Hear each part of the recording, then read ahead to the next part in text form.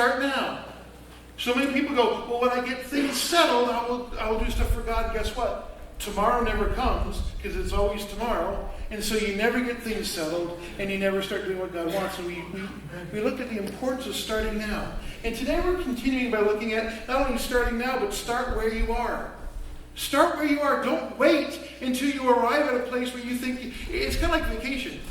I have so many friends who say, we're going on vacation. We can't wait to get to, and they name a destination. That means the whole traveling time, they've wasted that opportunity to be enjoying their vacation. It can only start when they get to their destination. I'm kind of the opposite. I usually don't have a real destination or an important destination. So as soon as we leave the house, the vacation starts, the adventure starts for us.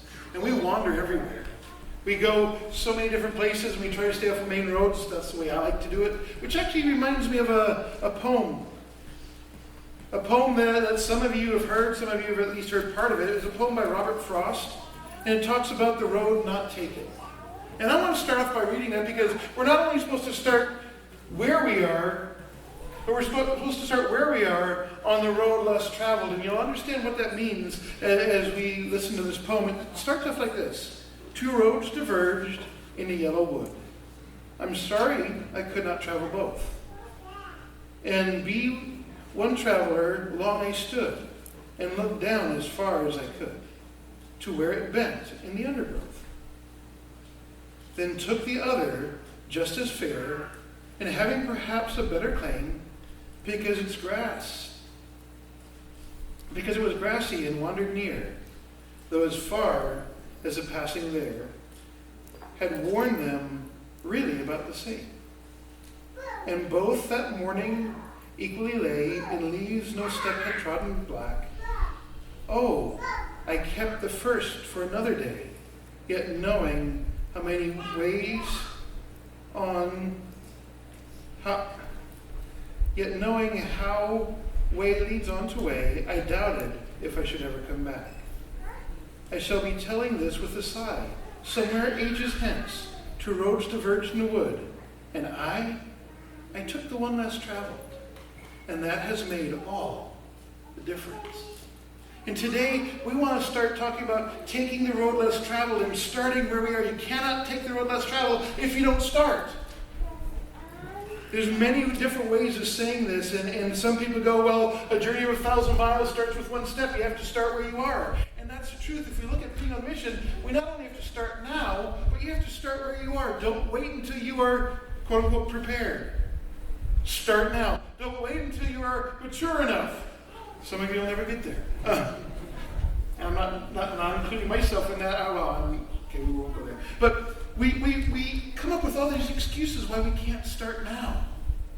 And yet God says if you're going to be on mission, you need to start now, and you need to start where you're at. And that's what our story kind of looks at. And I'm actually going to go back and read what we read last time. So Ruth chapter 1. That's where we are, Ruth chapter 1. We're going to be going through the whole book of Ruth as we do this series, but I'm going to just start in verse 1. Because it'll give us a reminder of what we looked at last week. It says this, Ruth 1, verse 1. In the days when the judges ruled, there was famine in the land, and a man from Bethlehem in Judah, together with his wife and 2 sons, went for a while to live in the country of Moab. The man's name was Elimelech, and his wife's name was Naomi. And the names of his 2 sons were Mahlon and Chilion. They were Ephrathites from Bethlehem in Judah, and they went to Moab to live there. Now Elimelech, Naomi's husband, died, and she was left with her 2 sons. They married Moabite women, one named Orpah and the other named Ruth. After they had lived there about 10 years, both Mahlon and Chilion also died, and Naomi was left with her 2 sons, or without her 2 sons, and without her husband. Verse 6. When she heard in Moab that the Lord had come to the aid of his people by providing food for them, Naomi and her daughters-in-law prepared to return home from there. With her 2 daughters-in-law, she left the place where she had been living and set out on the road that would take them back to the land of Judah. Then Naomi said to her 2 daughters-in-law, "Go back, each of you, to your mother's home. May the Lord show kindness to you as you have shown to your dead and to me. May the Lord grant that each of you will find rest in the home of another husband. Then she kissed them, and they wept aloud, and said to her, We will go back with you to your people. Verse 11, but Naomi said, Return home, my daughters. Why would you come with me? Am I going to have any more sons who would become your husbands? Return home, my daughters. I am too old to have another husband. Even if I thought there was still a hope for me, even if I had a husband tonight and gave birth to sons, would you wait until they grew up? Would you remain unmarried for them? No, my daughters. It is more bitter for me than for you, because the Lord's hand has gone out against me. At this they wept again, and Orpah kissed her mother-in-law goodbye, but Ruth clung to her. And I want to stop right there as we read this story. We're going to pick up and read through the rest of the chapter and the rest of the story. But as we're looking at this story, remember the whole overall goal is to live life on mission, to be intentional about the way we live. And the mission we're on, the mission of our church, the mission we're focused on, is to be a people that embrace the grace of God. And if we embrace grace, one of the natural things that should happen is that we share grace. Because you can't embrace grace without sharing it. It's a spiritual impossibility. And so as we look at this idea, we need to understand how we embrace grace. Now you might be looking at the story going, Pastor Rob, this is a story about a woman who loses her husband and her daughters, and she's sad and mopey, and she's saying goodbye to her daughter-in-laws. Where's their grace there? Well, it's there if you took time to notice it. And lots of people come down on Naomi because she started out saying that her life was pleasant, and that's what her name means. And it was full, and God was blessing her. And then she turns bitter, and actually at the end of this chapter she changes her name because it's full of bitterness, and that's what she wants to be known as. And you go, how did someone like that, an example of grace? Well, you have to go back and look at the beginning, because it was right there when we started reading. And so, not when we started reading in the beginning of the chapter, but when we started reading in our text, which actually starts in verse 6. Because it says, when she heard in Moab that the Lord had come to the aid of his people by providing food for them, Naomi and her daughters-in-law prepared to return home from there. Even in the midst of her sorrow, even in the midst of what was going on, Naomi was able to do the first point that we need to understand, and that is to start where we are, we must first recognize God's grace regardless of what's going on. Do you recognize God's grace in your life today? Because it doesn't matter how bad situations are, that doesn't change God's grace. But the key is to get your eyes off yourself long enough to see God's grace in the midst of what you're going through. Naomi was in a state of despair, and it's understandable because back in that time, women didn't have a lot of social clout. In fact, they really didn't have any social clout. Women's hope for the future was based on their family, their husband and their sons. Why do you think about that? A woman's hope back then was based on her husband and her sons. And what had happened to Naomi's? Her husband and her sons died. So now she was the head of the family of a bunch of widows. Where's the hope in that? In the culture they lived in, there wasn't a lot of hope. And yet, in the midst of all that, she was able to look and see God's grace because he had broken the famine that had been happening in Judah. And she goes, look, God's grace is being poured back out on his people. We should return to the place, or I should return to the place of grace. And there's a whole beautiful lesson in the fact that God's always waiting for us to return home. That place of grace is waiting for all of us. But that's a whole other lesson. This first point is, do we recognize the place of grace? Do we recognize God's grace in our life? I want you to look at your situation. Can you see God's grace in the midst of your situation? No. Because we should be able to. Great timing. But we should be able to. Unless we get distracted by all the big people. All the stuff around us. I remember when my brother, in the middle of his first term on the mission field, was caught in the middle of a revolution that was happening in the country, and actually the U.S. Marines had to fly in and evacuate him on their military helicopters. It was that dangerous. And they're like, God sent us here. Now we can't even minister. What do we do? And they came back, and things didn't go how they wanted, and they waited, and things calmed down, and they were able to go back. And they were back, and it was about halfway through a real term, because they were only there for about a year and a half when that happened. They're halfway through their going back and establishing the ministry that God called them to. And all of a sudden, my brother starts having these unexplained seizures. The doctors there at the U.S. Embassy, the best medical people in the country, could not figure it out. They couldn't find any reason for him having these seizures.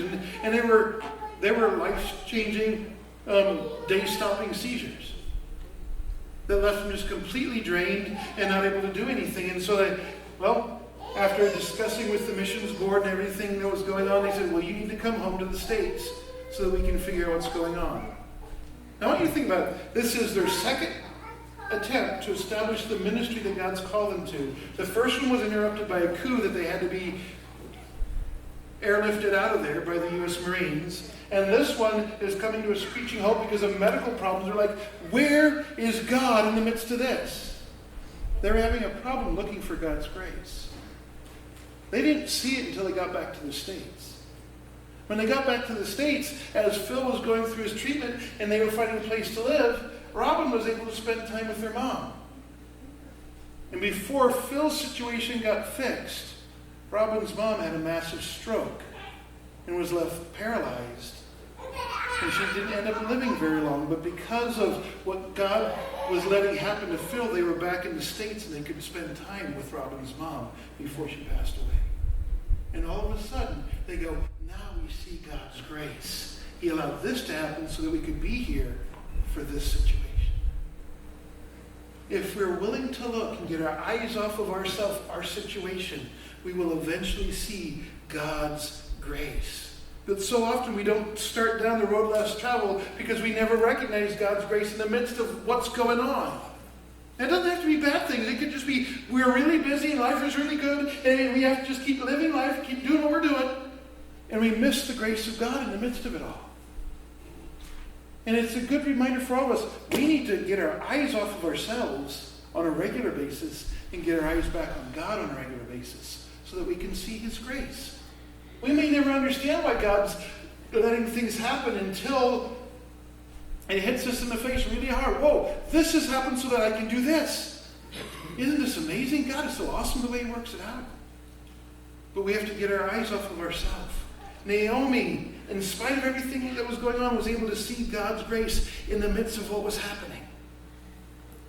And we need to remember, we can only pass on what we've received. So if we're looking at God's grace, and we want to pass God's grace on, you have to first recognize it and receive it. Naomi saw that after 10 years of being out of the country, stepping out of the land of God's blessing to pursue what her husband thought was good, and after having lost her husband, after having lost her sons, she's still able to get her eyes off of herself in the situation and look and see God's blessing and say, hey, I can return to God's blessing. And we need to be able to do that. But as we do that, there's something we have to understand. Not only do we have to recognize God's grace, but we have to realize something. It's actually something we talked about in Sunday school class. But our second point is simply this. We have to realize that to start where we are, we have to recognize God's grace is for everyone. We have to recognize God's grace is for everyone. So often we think God's grace is for the special people, the really holy people. But I'm just average, so God's grace isn't for me. No, God's grace is for everyone. And Naomi was kind of limiting what God wanted to do. She set out, and if you go back and you look, let's pick up in verse 8. You go back and it says, Naomi said to her daughters-in-law, okay, they'd been on the road, and all of a sudden Naomi goes, wait a second, I'm returning home. I'm part of Judah. These are foreigners. God's blessing is there for His people, and I'm one of His people. These aren't His people. So I'm going to send them home because that wouldn't be a good place for them. You have to understand that Moab was one of the enemies of Israel. Not at this time, but just in the recent past, Moab was fighting with Israel. So these were the enemy, and God's blessing isn't, quote unquote, for the enemy. God's grace isn't for them, it's for us, special people. And I say that tongue-in-cheek, but that's kind of the way Naomi's looking at it. She has all of her logical reasons. Look at it. If we go back, it says, she says to her daughter-in-laws, "Go back, each of you to your mother's home, and may the Lord show kindness to you, as you've shown to your dad and to me. May the Lord grant that each of you will find rest in the home of another husband." So she kissed them, and they wept, and said to her, or they said, "We'll go back." But Naomi says, "No, here's the logical reasons why you shouldn't come with me. I'm returning to God's grace and his blessings. But here's all the reasons why you shouldn't come along." How many times do we do that unintentionally? We have people that need the grace of God. We go, "Oh, yeah, but you shouldn't come today. You wouldn't fit in. People would look at you weird. They might wonder about your choices in life. And, it's just, you shouldn't go to church today."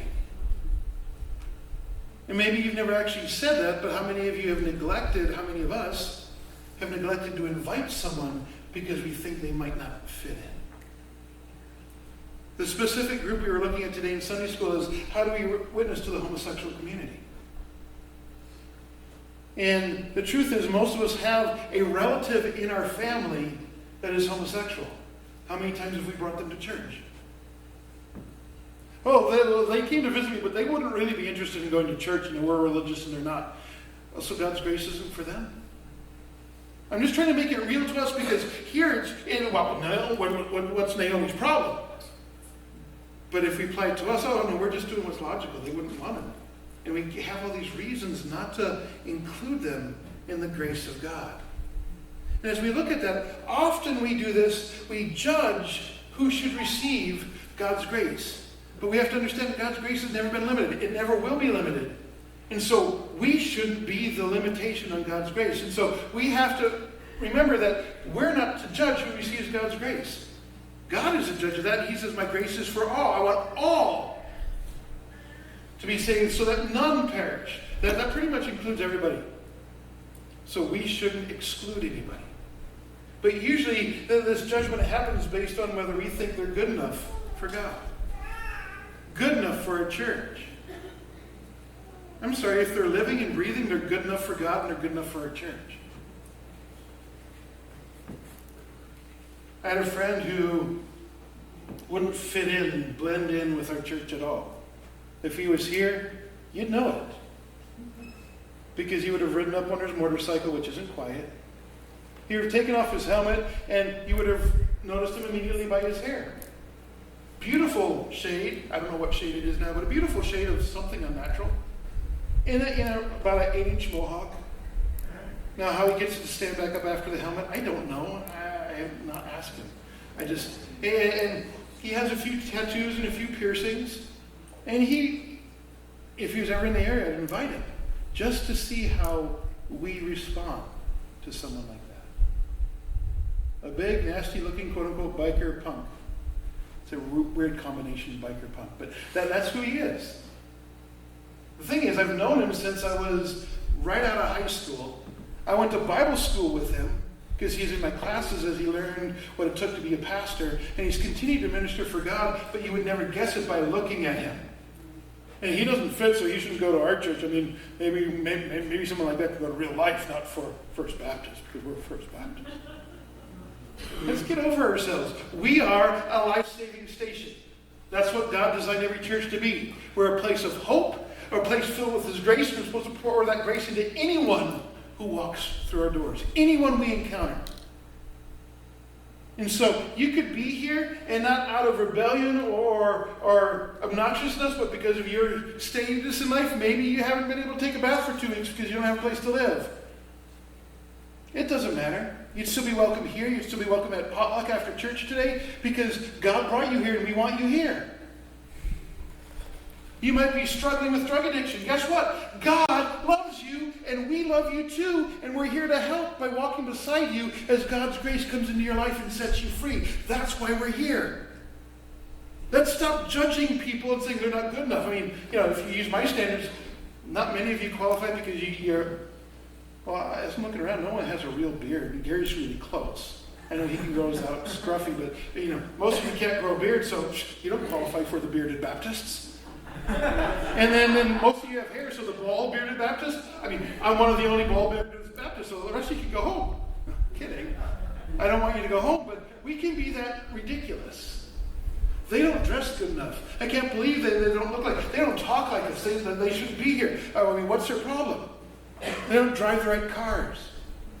None of that matters. Stop being the judge and jury on who should receive the grace of God. God says it's for everyone, so let's pour his grace into everyone. Another thing that we tend to judge people on, and I already kind of mentioned it, is we judge them on whether they're going to be accepted by our crowd or not. In other words, will they make us look bad or good in the eyes of our friends? Why are you hanging out with him? Why not? But we tend to judge that way, and I think those were some of the things going through Naomi's head. Wait a second, I'm returning home, I'll be accepted, but you guys are foreigners. You were actually the enemy about 15 years ago. You're not part of God's chosen people. You're widows. She was a widow too. You're widows. You guys just need to stay home. We need to realize something else, though. When God's grace is offered, and it is for everyone, if we go back, Naomi goes through this little speech on why they shouldn't stay, about how in that culture, if a brother died, the next brother in line would carry on the family name and take the wife as his wife and carry on the family name. And she goes, I don't have any more kids. And even if I had a husband today and had kids, are you going to wait around 20-some years before you could marry him? Let's be real. And so she's trying to use logic to explain stuff away. But it goes on to say that she offers this chance to go. And if we go back and we look at verse 13, it says, that's where it ended. Would you remain with me? And verse 14 says, at this they wept again. And Orpah kissed her mother-in-law goodbye. But Ruth, look what it says about Ruth. But Ruth clung to her. When we talk about God's grace, and we look at God's grace, something we have to understand is even when we share God's grace, not everyone is going to receive it. Not everyone's going to receive it. Realize that everyone who has offered God's grace, not everyone who's offered God's grace will see it or receive it or accept it. But that doesn't take away our responsibility of sharing God's grace with the people we meet. God's responsible for the results. We have to share his grace in such a way that we aren't pushing them away and offending them so that they can experience it. Orpah chose to leave. She walked out of the story of God's narrative because she went back to her people. Instead of following Naomi to the place of God's grace, she said, I'll do what's humanly logical, and we never hear anything about her again. Ruth, on the other hand, she didn't take kindly, well, she took kindly, but she didn't take the being sent away as something she should do. In fact, let's pick up in verse 15. It says this. Right after Orpah went home, look, Naomi said, your sister-in-law is going back to her people and her gods. Go back with her. But look how Ruth responded. Verse 16. But Ruth replied, don't urge me to leave you or to turn back from you. Where you go, I go. Where you stay, I will stay. Your people will be my people. Your God will be my God. Where you die, I will die. And there I will be buried. May the Lord deal with me ever so severely if anything but death separates me from you. When Naomi realized that Ruth was determined to go with her, she stopped urging her. Verse 19, so the two women went on, and they came to Bethlehem. And when they arrived at Bethlehem, the whole town was stirred because of them. And the women exclaimed, can this be Naomi? Verse 20, don't call me Naomi, she told them. Call me Mara, because the Almighty has made my life very bitter. I went away full, but the Lord has brought me back empty. Why call me Naomi? The Lord has afflicted me. The Almighty has brought misfortune upon me. So Naomi returned from Moab, accompanied by Ruth the Moabitess, her daughter-in-law, arriving in Bethlehem as the barley harvest was beginning. You might be going, why is it talking about the barley harvest? Well, we'll see that next week as we get into that. But I want you to look at this last part because it brings us to our third and final point. And that simply is this. To start where we are means we allow others to come along as we live in God's grace.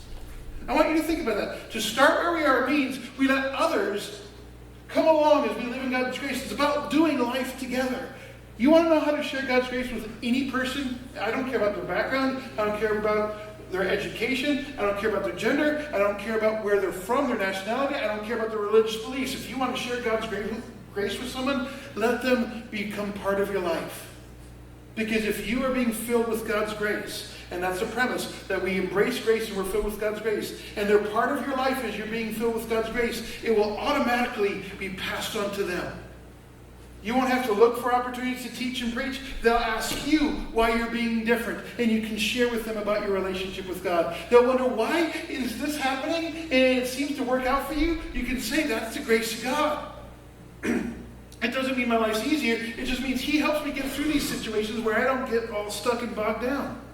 But to start where we are means we allow others to come along with us as we live in God's grace. Now, this is where the story kind of changes focus. Because up until this point, it's been about Naomi and Naomi's understanding and what Naomi's doing, but we're going to see that all of a sudden the focus of who is sharing God's grace with whom shifts from Naomi sharing it with her daughter-in-laws to Ruth sharing it with Naomi. You see, Ruth picked up something from her marriage with Naomi's son, something about the one true God, something about His grace in life, where she said, it doesn't matter what comes my way. Let God deal with me ever so severely if anything but death keeps me from being by your side. I will do life with you because that's what God has called me to do. How many of us have that kind of loyalty to the people that God has put in our lives? I'm not talking about a biological family, but you can throw them in because sometimes they're the biggest challenge.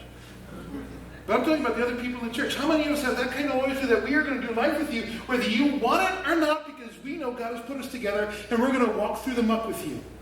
We're going to cry in the ditch with you. We're going to celebrate on the mountaintops with you. We're going to be there all along the way because God has put us together as family. Do we have that kind of loyalty? Where we'll say, let God deal with me ever so severely if I abandon you for any reason except for the fact that I'm dead. When was the last time we had the boldness and the commitment to make it a promise like that? For most of us, it was when we got married and we death do your part. That's just part of the marriage thing, so we do it. Now think about it. Because that's the kind of commitment we should have to the family of God. Do we have that kind of grace flowing in our lives? Both Naomi and Ruth demonstrate this because Naomi said, fine, come along with me. You're determined. Why don't you come with me? And Ruth said, I'm going to come with you because... And then she gave these promises. And I love the promises that Ruth gave. She goes, I will go and stay where you go and stay, period. We're going to do life together. And then she said, not only will I go and stay, I'm not going to stay a foreigner in your homeland. Your people would become my people. Little did she know how much that was going to be true. Because of all the people on the face of the planet, Ruth became the great-great-great-great-great-grandmother of Jesus Christ. You can't be more part of God's people than be in the bloodline of His Son, the Savior of the world. So your people will be my people. Your God will be my God. Not your God will be your God and I'll kind of tag along. Your God will be my God. I'm going to worship Him and accept Him as my God because He is the one true God. So I'll go and stay where you go and stay. Your people will be my people. Your God will be my God. And where you die, I will die and I will be buried next to you.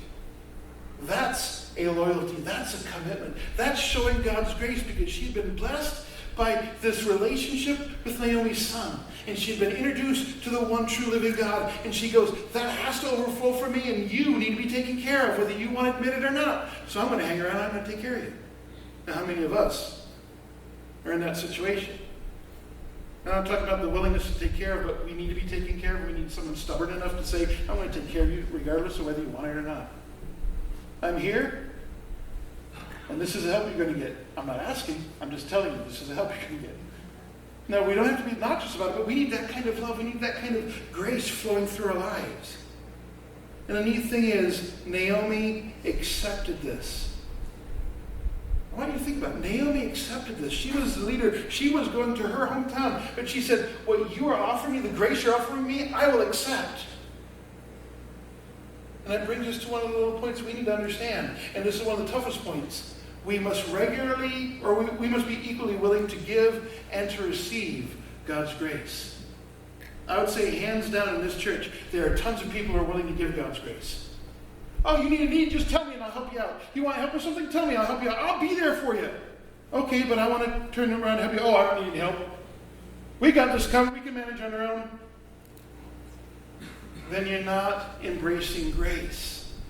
You're just trying to pass it on. And guess what? If you're only passing on grace, you're going to run out of grace.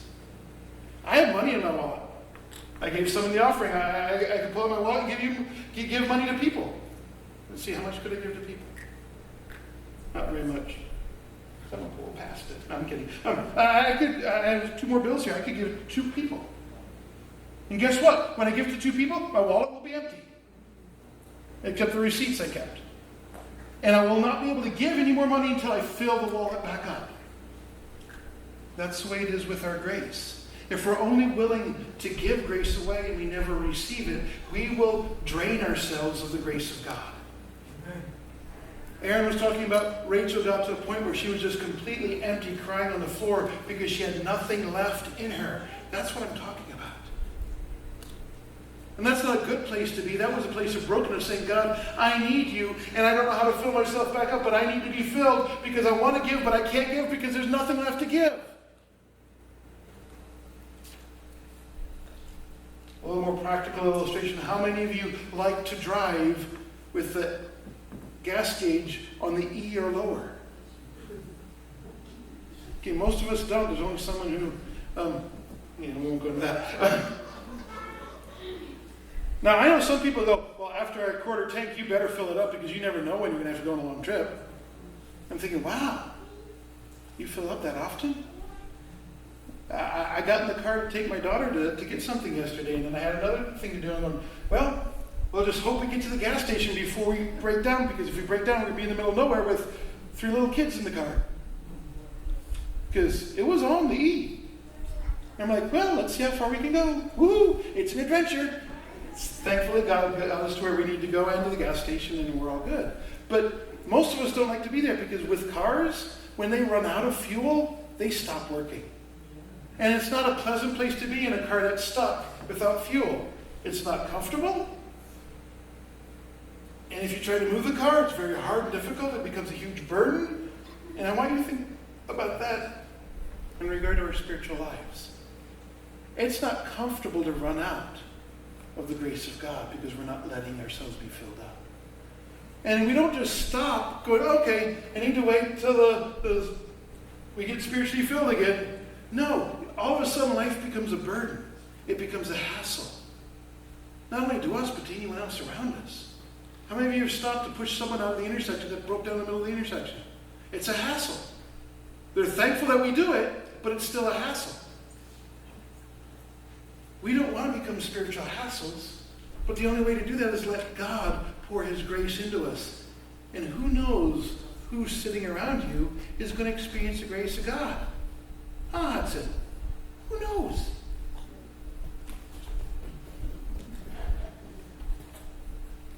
So who are you going to let pour God's grace into you? This goes back to that judging thing. Well, they can't really have God's grace because look at them. No. If God wants to pour His grace into you, you need to be willing to receive it from whoever God brings your way. Stop fighting it. Start receiving it. And Naomi was willing to do that, which is a huge thing for her, because then she goes back into her little mopey self. Oh, I'm home, but oh, poor me. God hates me. You have a daughter-in-law who's committed to helping you for the rest of your life. Stop moping. But we must be equally willing to give and receive the grace of God. And remember, God's grace is seen by a willingness to share life. Are we willing to share life with other people? So here's the question. We all see each other on Sundays. How many of us spent time, not called on the phone, not texted, not Facebook, but how many of us spent time with someone else in the church doing life together this past week? I'm not looking for a raise of hands. I just want you to think about it. Because if we can't say, I spent time with this person doing life, I'm not talking about working a job. I'm talking about doing life. Helping each other out in life. And maybe, well, they're my coworker. Okay, you're helping each other out doing job, and that sort of ties in with life, but that's not really living. Most people don't view the job as, woo, I'm alive! Oh, okay, I gotta go to work again. Okay. But doing life. How many of us took time to go someplace and do something fun with someone? Share a hobby, a joy, an interest. How many of us said, I have to get the wood in, and I need some help, and yeah, I could do it by myself, but I could do it in a third of the time if I had 2 other people that came and helped me out. And you called people, and they came and helped you out. Well, that'll just be a burden to them. No, that's a chance for them to show God's grace to you. We need to be willing to do that. So who are we sharing life with? Who are we sharing God's grace with? Because we should be. Now there's a caution found here that I want us to end on, because we tend to, I should say, I know people who tend to fit into this category. They see God's grace, they start towards God's grace, they include other people in that journey. When they actually get to the place of grace, they act like Naomi did. If we go back, it says, verse 20.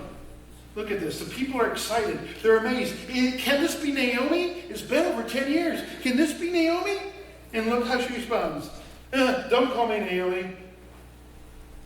Call me Mara. Mara means bitterness. Call me bitter, because that's what I'm going to act like. I'm going to be bitter. But you return to God's grace and you're going to be bitter. I'm not even going to try to figure out the logic of that one. But I've watched it happen. God pours grace and people are like, oh, I can't believe I have to live another day because God gave me another breath. But look at the life He stuck me in. Yeah, look at the life He stuck me in. He gave you another chance to breathe and to be a witness and to enjoy the friends that He's given you and the family He's given you. Yeah, I got to endure them again. Change your attitude. And don't think I'm just preaching to you guys, because remember, I've been working on this sermon for a while. God's been dealing with me for a while on this. So, how do we view that? If we go back, we have to understand that this caution that's found here is don't let yourself slide into well, they're worthy of it, but I'm not. I just get to be around it. You know, I'm always the bridesmaid, never the bride. Oh, poor me. Well, you know what? If you didn't have that bitter attitude, maybe someone would want to marry you. Kidding. I just like to be real. And God likes to be real. We have this caution in here. She returned to the place of God's blessing. She had someone who was willing to walk alongside her, pouring God's grace into her life. And all she can go is, oh, poor me. My life is miserable, so I'm going to be miserable. Call me bitter and miserable. Okay, you're a bitter, miserable old lady. Okay. No, they didn't settle for that, but that's where she was. And we need to guard against that. We need to guard against that. Because we can get involved and go, wow, God help me see where His grace was. And you know, you can really benefit from this. And you're walking alongside someone, and God's pouring His grace into their life. And you go, yeah, that was for them, not for me. I can't believe my life isn't worth anything. Wait a second, God chose you to do that. So for grace to end up in their life, it had to pour through you. You should be excited about that. God wanted to use me? You mean I'm on mission for God? Even in the midst of the muck? Yeah. That's where most of the mission happens, in the midst of the muck. Think about it. You want to get anything done? Do you sit in your reclining chair watching it on TV? That's not how you get anything done. No. You get out in the trenches. You get in the muck. You take the ditch. You get your hands dirty and everything else dirty, helping people. And that's God's grace flowing through you. Don't go, oh, I can't believe I'm dirty and smelly again. Go, wow, God used me again. This is awesome. Don't get sucked into that trap. So my question for us today as we wrap things up is simply this. If God says, now is the time to start, and where you are is where you're supposed to start, and that's where we're at, are we starting? Or do we have to admit, we can't see the grace of God because of the situation you find yourself in? Or maybe we see the grace of God, but we think we're not worthy. Or God wants me to show grace to that person, they're not worthy. And God's trying to change our heart this morning to realize it is okay to be living on mission and to start where we are with who is around us. Because God gave us his relationships for a reason. That's where we're supposed to start. We're supposed to start now, where we are, with the people around us. When we do that, we travel the road less traveled, because most people don't care about sharing God's grace. But he's called us to do that. I want you to think about that as you bow your heads and close your eyes this morning.